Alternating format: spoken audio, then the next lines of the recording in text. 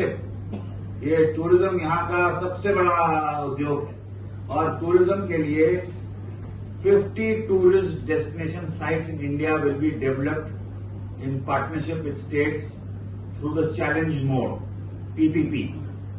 उसमें क्या होगा,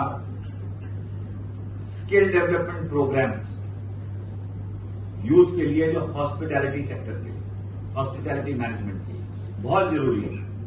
मुद्रा लोन फॉर होम स्टेज, जहां बहुत होम स्टेज भी हैं, होटल भी हैं, उनके लिए मुद्रा लोन दिए जाएंगे।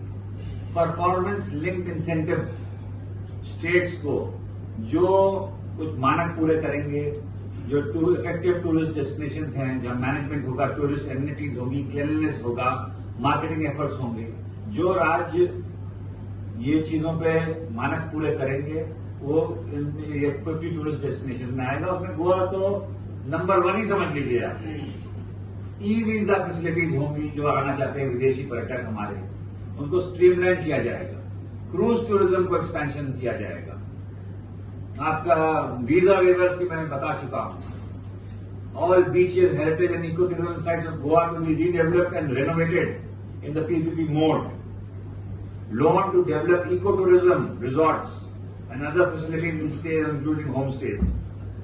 Improved connectivity to major airports and international hubs. ये सब इसमें आएगा। टूरिज्म के अलावा आज ही वो पार्लियामेंट में हमारे कैबिनेट में न्यू इनकम टैक्स बिल को स्वीकृति दी है, जो पार्लियामेंट में को रखा जाएगा। उस new income tax bill will be clearer, will have 50% lesser text compared to the present law. It's very too much to read and complicated. It will be simple to understand for the tax payers, tax administration leading to tax sensitivity and reduce litigation. बड़ा simplify करेंगे, user friendly हो जाएगा।